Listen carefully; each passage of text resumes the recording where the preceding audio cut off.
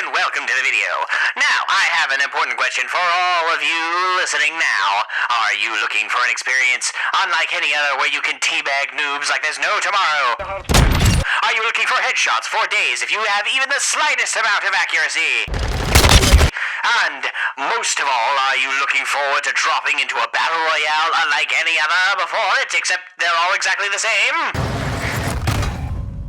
Well then, Modern Warfare 2 awaits you. Let us begin the review.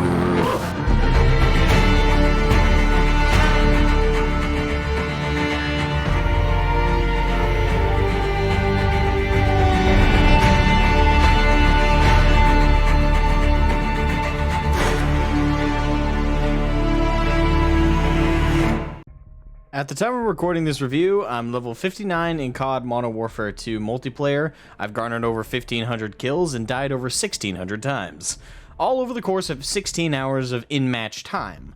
I played every multiplayer mode with the exception of the currently in beta DMZ, which I want to wait to review and play until it's officially out of beta. Otherwise, I'm all good to dive into my thoughts on this year's COD.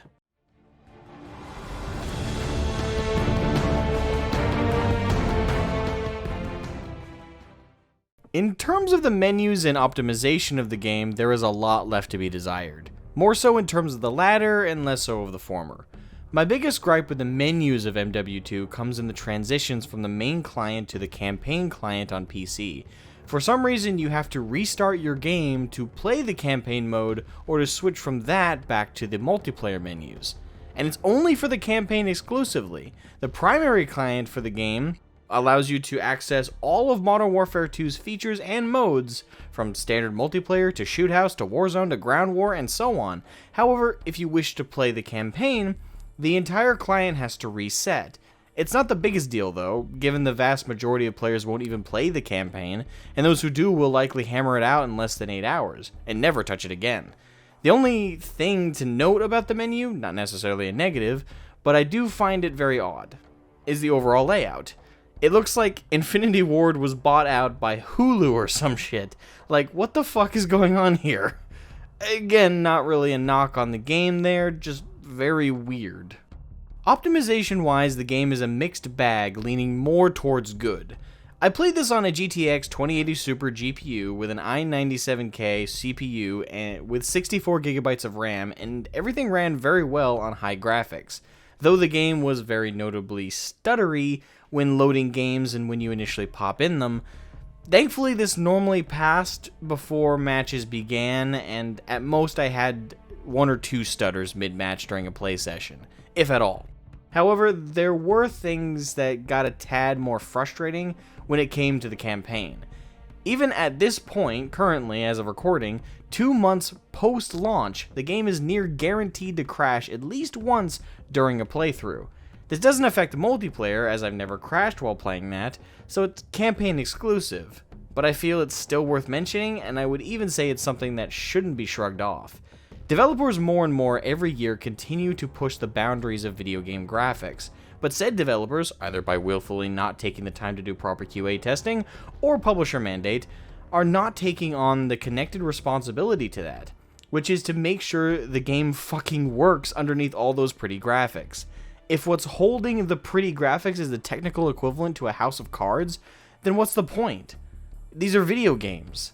The game should function. Graphics are window dressing. They're not what people come for. At least, hopefully that's still true. But MW2 isn't the worst offender in this case, so I'm not going to harp on that much more than I already have here.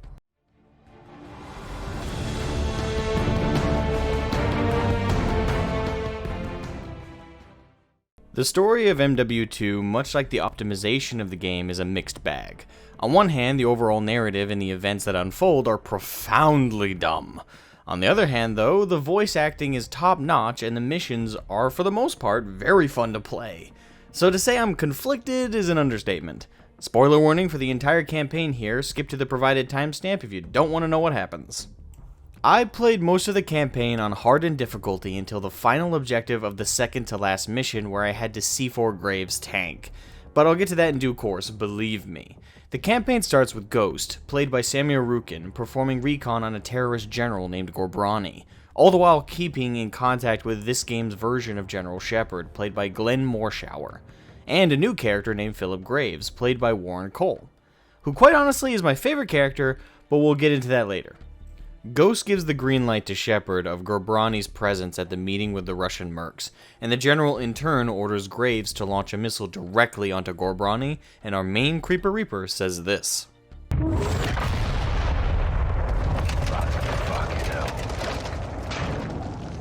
Direct. Target destroyed. Pretty badass delivery, not gonna lie. The whole thing is a not-so-subtle reference to an eerily similar strike on an important figure in the Middle East, sympathetic to a known terrorist cell. I would wager anyway, but hey, details. The campaign then rapidly transitions over to Station Chief Laswell, played by Rhea Kilstead, which I believe I said correctly, who makes an urgent visit to General Shepard to inform him that Gorbrani has already been replaced by a man named Hassan. Everything I said about Biden is true, you fucking idiot! It's always you think black people. What a fucking liar, dude! No, not that one. The less hypocritical and less douchier one. Hassan Zayani, Quds Force Major. There you go. And he's played by Ibrahim Reno. She further clarifies that Hassan is no longer in Iran, but is instead in Al Mazrah. So to discover why in the hell he's there and to capture him, they send a full team of Marines, Ghost, and the new Sergeant Soap McTavish, played by Neil Ellis. The team arrives on site and are set upon by Hassan's forces. Unfortunately, Hassan gets away due to the team being preoccupied with saving the crew of their downed plane. But not all is lost as they find... This is Watcher 1, send traffic. Laswell, this is Ghost. We got something. Tell me you found Hassan. Ghost. Take a look at this. Ghost, do you have Hassan? Negative. We found a weapons cache. Hassan's got missiles. They're American. which the General is eager to destroy. Give my team 2 hours with those missiles, sir. I will know everybody who's ever breathed on them. Negative. I want them destroyed. General, there's valuable intel there. This is an intelligence failure, Laswell. It's not going to be a tactical one. There will be 500 enemy soldiers on that site by sunrise. We need a win fast. Yeah, it's about as subtle as a jackhammer to the rectum. Laswell notes that someone must be smuggling the missiles for Hassan, and theorizes that Amsterdam is where they should look for leads on said smuggling partner. This leads us to one of my favorite early missions, Wet Work, where we meet the new Captain Price, played by Barry Sloan, and the new Sergeant Gaz, played by Elliot Knight. The two stealthily, or not so stealthily if you so choose, tear through the AQ forces on the docks and raid a boat in hopes of finding leads to the missiles. It's at this point I started to appreciate the missions Infinity Ward had made for this year's COD, as it's the first one I've played that truly allowed you to choose. This series has been the definition of linear for as long as I can remember, so to see even the slightest amount of player agency is truly shocking and great. Is it a few too many entries late? Oh fuck yes, but hey, better late than never! Gaz and Price discover Mexican cartel members on the boat, revealing them to be Hassan's smuggling partner. They also find out that the cartel are to meet AQ forces at a cafe in town, only an hour from that point. Therefore, Gaz and Price raced off with Laswell to intercept the meeting and capture a cartel member for information, which they do, in a very boring and annoying mission called Tradecraft. Like seriously, did this really need to be a mission if this was all you could do with it? All you do in this mission is Cosby a guy, set off a bomb to distract guards, kill said guards, and then get into a very brief shootout with AQ forces which discover you anyway. That's it! Then Gaz, Price, and Laswell bail with a captured enemy for interrogation. Why in the fuck was this a mission? Minor annoyance aside, it's followed up by a mission I actually really liked, Borderline, where you take the shoes of two Mexican Special Forces members, Sergeant Major Rodolfo, played by Biardo de Murguia, and Colonel Alejandro Vargas, played by Elaine Mesa, who I swear looks like the Chad meme unironically. The two patrol the Mexican border under orders from Laswell, who successfully interrogated information out of the man they captured in Amsterdam. According to him, Hassan was planning to jump the border from Mexico to the US, so Alejandro and Rodolfo were to keep watch. They successfully find evidence of Hassan having just made it over the border and pursue him onto US soil. which, believe it or not, is not the most stupid part of the writing in the campaign, though it is worth mentioning how dumb it is. Alejandro and Rodolfo both are foreign soldiers in active duty. They just jumped the fence onto US soil where they have no guarantee of backup, no authority, and no jurisdiction. Their very presence is a crime and technically an act of aggression to the United States on behalf of Mexico. Yes, they hand-wave it away when they meet the police because Laswell quote-unquote okayed them, but that's not exactly how that works. Even the president would have a bunch of red tape to wade through to just approve a foreign military's presence on our soil. And you're telling me Laswell just made a couple of calls? I get she's CIA who do a bunch of shady shit all the time, but come on, it's a bit of a stretch at best. But putting my pedantry aside, like I said, the mission itself is fun to play. This is a very fundamental dichotomy in the campaign between the writing of the story and the fun design of the missions. And again, what makes the whole thing a mixed bag for me. Moving right along, Alejandro and Rodolfo successfully find Hassan in a suburban house where he pulls a stereotypical villain card of not killing the good guy and instead leaving Rodolfo in a house he had set on fire. Keep that in mind, by the way. Hassan just hopped the border, which is illegal, fired upon and murdered police officers, kinda skipped over that part, but yeah, he shot and killed US citizens and police officers with a goddamn RPG, and to top it off, he also set a house on fire to be burnt to the ground. Again, illegal as that's called arson. The mission ends with Alejandro saving Rodolfo from the house as Rodolfo relays information he garnered from the burning wall after his head was grazed with a bullet, and Hassan re-jumps the border back to Las Almas for cartel protection. Wait, what? Yeah, Hassan jumped the border between the US and Mexico, blew up police officers, and lit a house on fire, then re-jumped the fence back to Mexico. Okay.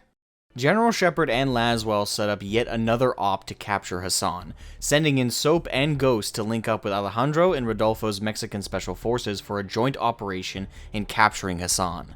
Laswell fears this op starting a war with Mexico, which confuses me considering they're working with the country's Special Forces, but to work around this risk of war, Shepard brings in Graves and his Shadow Company PMC for the joint op.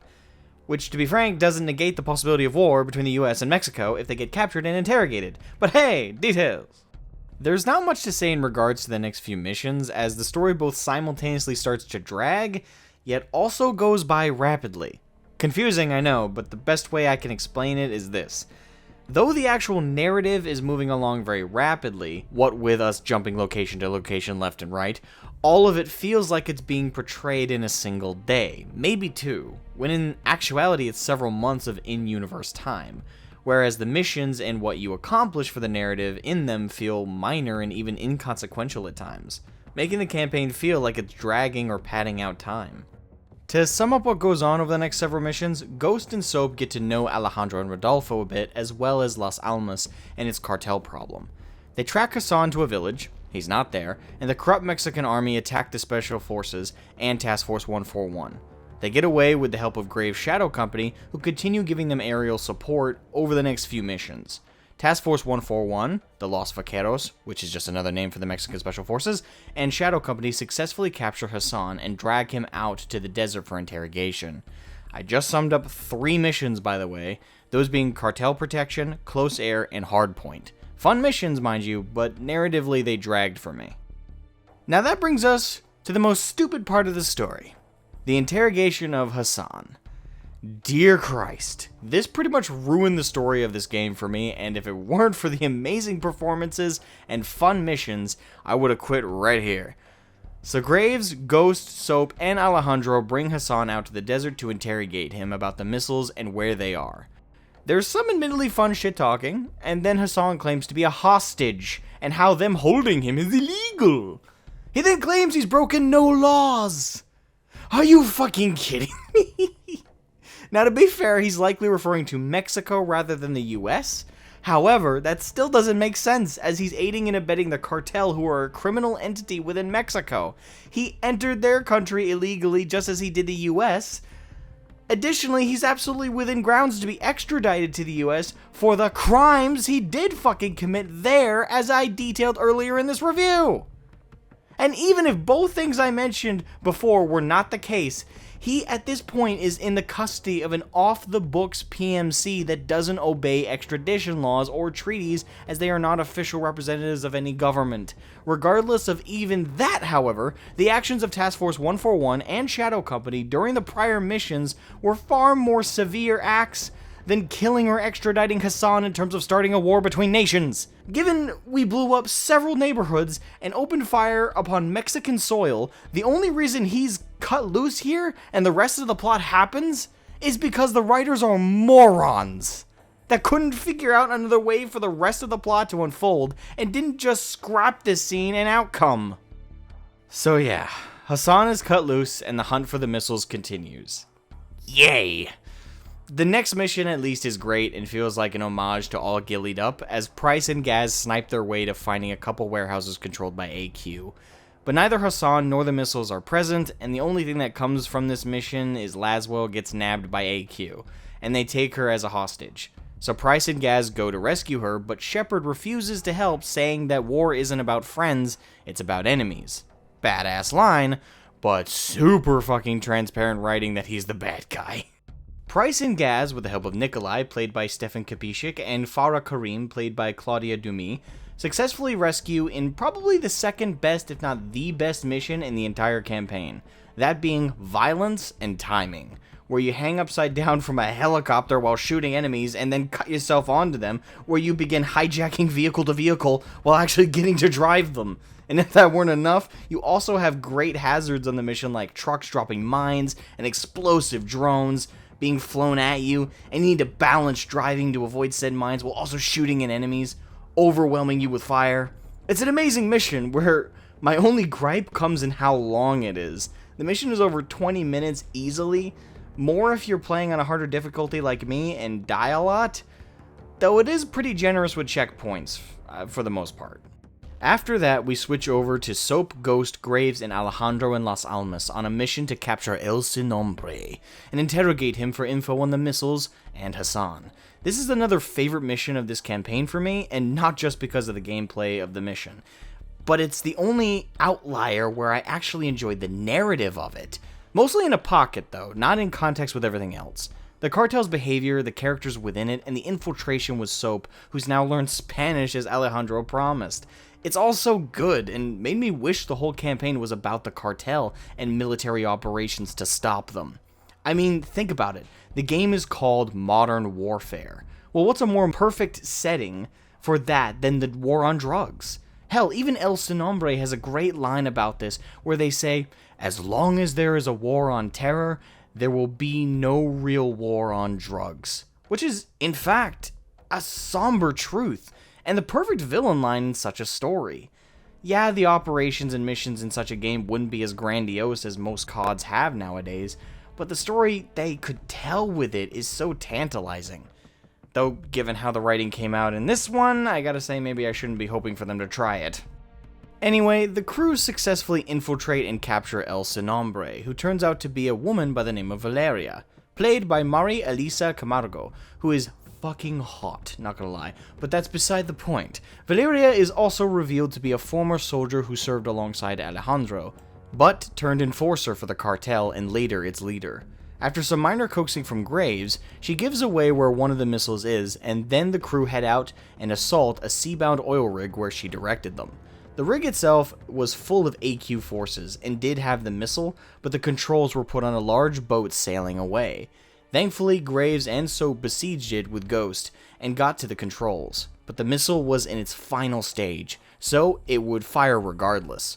All they could do was give it a new target. The missile destroys the oil rig, leaving me wondering who owned the damn thing before the cartel took it, and it's a job well done. Now what happens next is the second most confusing and dumb thing written into the narrative. The betrayal of Task Force 141 and the Los Vaqueros by Graves and Shadow Company, at the orders, unsurprisingly, of General Shepard.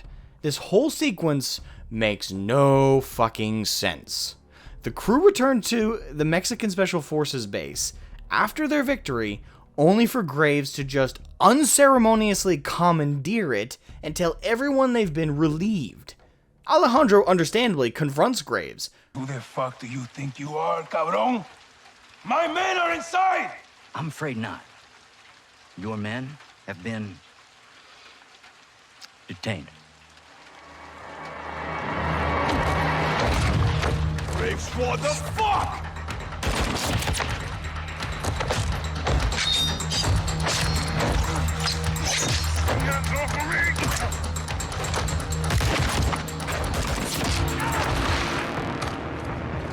Go, Johnny! Get out of there! So, go!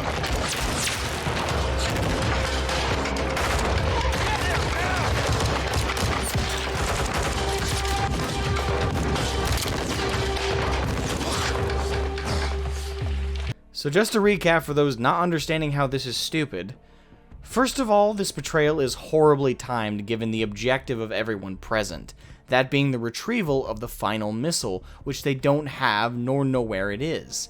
So they're at best hindering their progress by depriving the effort of capable and experienced soldiers, and at worst, actively creating new enemies that will hinder their progress, and are familiar with them as a company, as Shadow Company, and their assets. Why create more enemies when you're already struggling with the ones you have? Secondly, why tell them at all? How did you think they were going to react to you stealing a whole goddamn base and imprisoning good soldiers who've sacrificed much in their efforts to help you when they already have their own war with the cartel and no benefit comes to them for helping in this operation, as its focus is around American security and American interests? Alejandro, at the very least, wasn't just going to lie down and take it as you steal what's his and imprison his brothers and sisters of the Mexican Special Forces. So if you're going to betray them, like this, the only sensible approach is to Order 66 their asses when they least expect it. Thirdly, we find out later that the reason for this betrayal was because Task Force 141 and the Los Vaqueros were quote-unquote too close to discovering the truth behind the missiles, being that General Shepard was giving them to our allies in the Middle East who were fighting the Russians. The problem with that is, the story in no way hinted any of the 141 crew or the Los Vaqueros were even looking into that angle. Every mission and story beat was around Hassan and finding the missiles. At no point were they even looking into the source of the missiles as Shepard, well, herded them away from that at every turn. It's not like anyone pushed him on those orders or decisions anyway. So what the hell do you mean they were too close? As far as I saw, they weren't even on the right track. So yeah, Graves captures Alejandro while Soap and Ghost flee into Las Almas. While fleeing, Soap got shot in the arm and the next mission begins, which is called Alone. My personal least favorite mission next to Ghost Team. Not because of any objective flaws, more so because of preference on this one. I'm not a huge fan of the whole survival game with light crafting mechanics in this one, and because of it, the mission just fucking dragged on and on for me, and I can say with confidence I never want to play this mission again. However, I do think it's cool that COD is shedding its linear skin and offering us players more dynamic elements to the game, like this. So, though it may not be for me, I do praise the inclusion. The only other thing I want to say in regards to this mission is how cartoonishly evil Shadow Company becomes after the betrayal, by just massacring civilians in Las Almas for no real reason. Earlier in the AC-130 missions, the Shadow Company actively avoided hitting civilians and keeping the conflict tightly to the combatants. But after this sudden betrayal, they go full evil PMZ caricature, which I fucking hate. It's just absolutely lazy writing and is there only to give the player an easy black and white morality system between the enemy and themselves.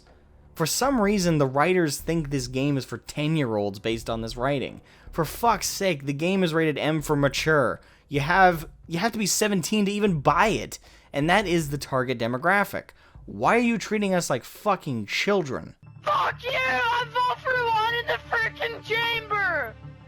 Oh my god! Why would you vote this map again? Oh. Right. Fair play. Ghost and Soap successfully escape Las Almas and rendezvous at a safe house with Rodolfo. They then hatch and opt together to rescue Alejandro and the rest of the Los Vaqueros from the occupied base. The mission, fittingly called Prison Break, is plenty of fun, but again, narratively it's straightforward. You go in, rescue Alejandro and his men. You do. That's really it. The team fully assembled as Price and Gaz help with the final stretch of the escape, and give a quick explanation of why they were betrayed by Shepard and Graves, which I already mentioned earlier. Price calls up Shepard, talks shit to him, and then everyone temporarily merges Task Force 141 and the Mexican Special Forces into a single team, known fittingly as Ghost Team, which is also the name of the next mission. In the mission, the team besieges the base to take out Graves and Shadow Company, which they succeed at, but why do I hate it? Well, it's the only mission that forced me to drop the difficulty from hardened to regular. The final part of the mission where you chase Graves down and fight him in his tank, I couldn't even get to because the enemies who blocked my chase of Graves killed me in 2 hits and were decked out in heavy armor.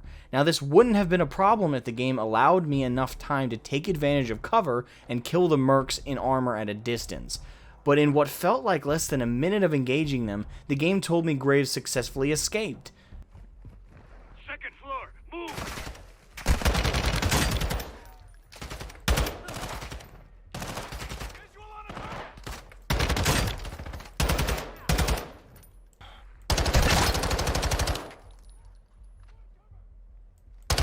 This only seems super long because I have died a lot. Yeah, I've been playing on hardened difficulty, so it is partially my own fault. At the same time, it's like, I think there's 2 other difficulties above this one. So, what? That's right, the game gives you less than a minute to get past 2 heavily armored mercs and a small score of armorless mercs, all with no semtex or grenades. So just to be able to finish the game, I had to lower the difficulty. But when I did, I plowed right through to Graves and blew his ass up in the tank. Though I'm really hoping he's not dead, because he was one of the best characters. Anyway, after the successful retaking of the base, the team refocuses back to the final missile in Hassan. They now know where he is because of Valeria, who had been holding out on them. Turns out he's in Chicago with the missile and intends to hit DC with it.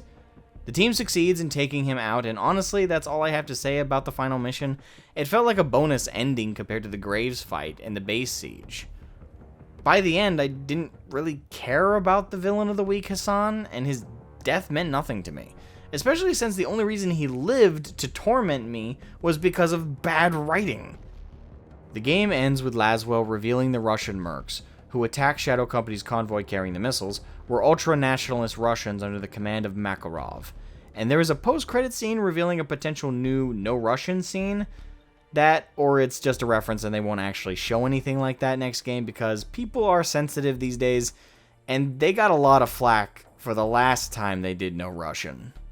Well, anyway, that was Modern Warfare 2's campaign, and it's pretty good if you don't pay attention to the story. The voice acting is top-notch, and the most important thing, being the gameplay and missions, is pretty brilliant for the most part, with only really 2 stinkers I can think of in terms of missions. Top billing in terms of characters has to go to either Graves or Alejandro, as both were very fun characters with plenty of charm and sass to go around. Graves in particular was a great character that nailed a mix of likability and threatening pretty well.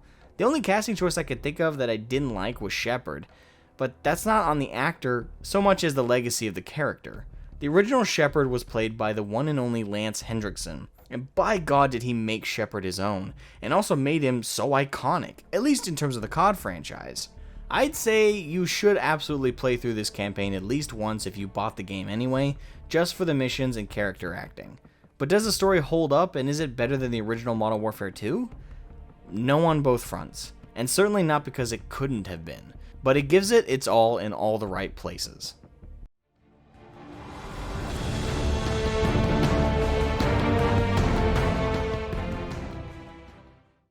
The multiplayer in MW2 is absolutely fantastic, and it's the first COD multiplayer I've enjoyed in years. I think it's the only multiplayer since Black Ops 2 that I played for even more than a handful of hours. Now for the sake of the review, I'm going to talk about the general multiplayer separate from Warzone, Ground War, or Invasion. And as I said at the beginning of the review, I won't be covering the DMZ mode as it's still in beta, and I don't want to play it until it's out of said beta. First off, let's talk about the general multiplayer.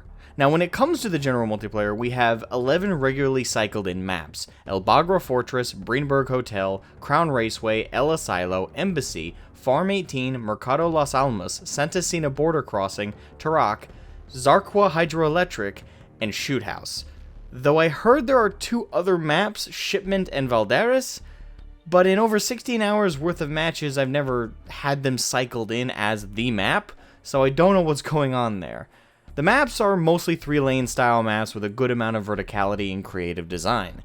I wouldn't say any of them are bad to play on for any given game mode, but I definitely have some favorites. That'd have to be El Asilo and Zarqwa Hydroelectric, as both have a healthy amount of choke points, and in the case of Zarqwa, the use of water traversal really mixes things up for players, whether you use them as actual traversal paths or just as a hidden pocket to take pop shots at unperceptive enemies as they run by unawares. The current game modes on offer for the general multiplayer are the always welcome Team Deathmatch, Free-for-All, Domination, Search and Destroy, Headquarters, Kill Confirmed, Hardpoint, Prisoner Rescue, and Knockout. Most of which I love to play, as I said, and none of them feel inappropriate for any given map so far. I will say I'm disappointed one of my favorite modes isn't on offer right now, which is Gun Game, but I heard it will be added later, so that's good to know. Really, there is no real negative I have for the multiplayer so far, other than the pop-in textures and stutter at the beginning of the match, but I already noted that in the optimization section of the review. If I did have one thing I'd say I didn't like, it'd be the progression system. The game requires you to use specific guns as you level them separate from your account, which I question the reasoning for, and that's not just to unlock add-ons and mods for that specific gun either. That's to unlock the use of the other guns as a whole, which I would prefer to have attached to my account level / rank if I had to unlock them at all. If you want to have a weapon leveling system, I personally think its progression should be rewarded with mods and add-ons for your guns that you're using. Not the use of other guns on top of it, as it doesn't make sense for someone to put so much practice and use into a gun just so they can use a completely different one they actually want to use. But it's not the biggest deal in the world, and I don't think the multiplayer is hurt by it in any significant way. It's just an annoyance for me personally. Now let's talk Ground War and Ground War Invasion. Ground War and Invasion are this year's COD's answer to Battlefield fans, as they are large-scale 32v32 modes with vehicles ranging from tanks to helicopters, which rain down ordnance on enemy targets below. And it feels weird for me to say this, but COD out Battlefield this year. Like, what the fuck? Both modes are very fun to play, and the maps are well designed for the capacity of players. Ground War is just souped up domination, and Invasion is team deathmatch with AI fodder. Simple as that, really. I got no negatives for either except for one, which is snipers basically win these maps on the scoreboard every fucking time. And I will also say that if you're not a fan of large-scale Battlefield-esque modes, this won't be for you. But that kind of goes without saying, I suppose. And finally, let's bring up Warzone 2.0. It's Warzone. It's a battle royale. If you like Warzone and you like battle royales, here you go. You got a game mode for you. That's really it. It's not notably different from Modern Warfare's Warzone, which I did actually play. Yeah, I'm sorry. I'm sorry to report this, but it's just there's not going to be a huge separation between the two. I will say Warzone is one of the best battle royales overall, just because it's refined enough and it doesn't feel bad to play like some certain battle royales, I would say. But yeah, there's just no huge difference between this one and the original. I'd say putting 2.0 on this Warzone is just like how Overwatch put 2 on the end of it to sell that again, so it's pretty much the same idea here, I would say.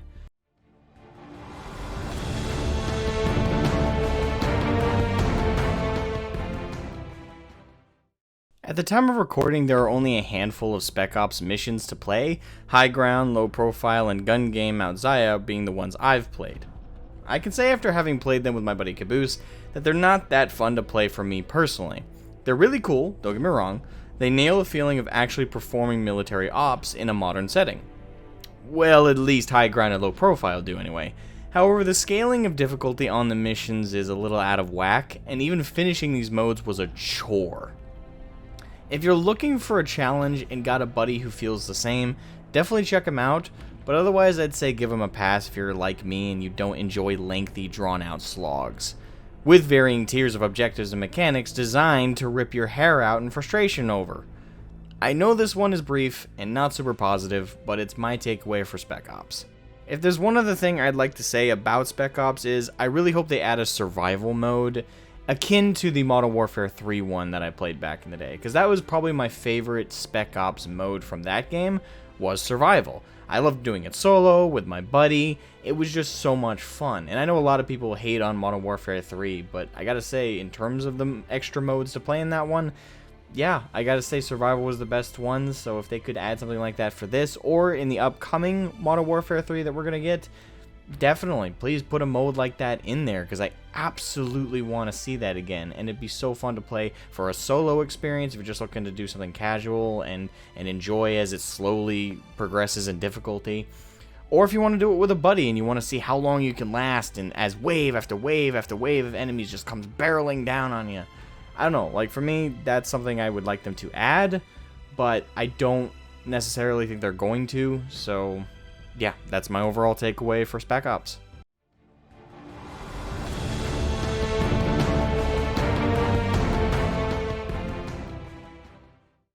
Call of Duty Modern Warfare 2 2022 is a really fun game with a great assortment of content on offer that feels well refined for the most part, with some minor notches in its belt. The only places it suffers is in the narrative of its campaign, which arguably isn't important in regards to what video games should prioritize at the end of the day, and said campaign is well saved by the great mission design and character acting. The multiplayer, which is the main draw and source of content, is expansive and easy to dive into, though challenging to keep up in. Now the big question, is Call of Duty Modern Warfare 2 2022 worth $70? Well, if you're in it for any of the wide array of multiplayer options, I say absolutely. However, if you're looking for a satisfying narrative experience, I'd say wait for a generous sale. The story is worth it for the missions and characters alone, but just not at $70. Overall, I give MW2 an 8 out of 10. If the story writing were competently done and the performance issues completely ironed out, it'd be an easy 9 out of 10, maybe even 10 out of 10. But what's there is great on its own, and rose well above my expectations for Call of Duty. Well done! Make sure to subscribe if you guys want to see more reviews, and leave a like if you enjoyed the video. Also, if you have a comment, please feel free to leave it down below. Always love to have good conversation. Anyway, that's it for me, guys. Have a good one.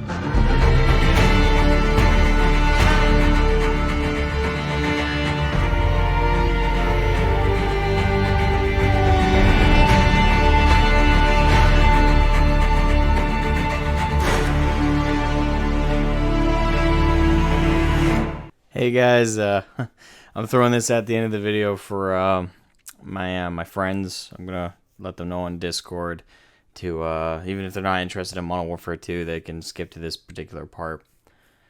I know I just put right before this, towards the end, like a thank you to patrons and friends, but I wanted to do a direct one. I do thank you guys for the support, whether it be financial or emotional. These last couple months have been pretty rough. Unfortunately, it stems from something that can't be fixed with a talk or a conversation, that being money. It's just, yeah. Finances are tight. Comes with inflation, comes with investing so much into what I'm working on, and I'd be lying if it weren't for some poor decisions. I mean, I've made a couple decisions that, in hindsight, shouldn't have. That cost more money than I expected to get out of them. And then, well, it's not gambling or anything. I don't gamble. But, yeah. I don't know. I don't want to stem on that too much, because this really is about the positivity that you guys have given me to help me through that. Now, I'm not through the end of the tunnel or anything. I'm still trying to figure out solutions for the worst bits, but I'll figure them out. And I've been given the opportunity to figure them out because of you guys and your generosity of your time, of talking to me, conversing with me, and keeping my spirits up. God knows Karn has made me laugh more than anybody else in the last month or so. And yeah, I just want to say thank you again. You guys are amazing. And I owe you more than I could ever vocalize in a video, whether it be a short one or a long one. It's been rough, like I said. But you guys helped me through it. Thank you.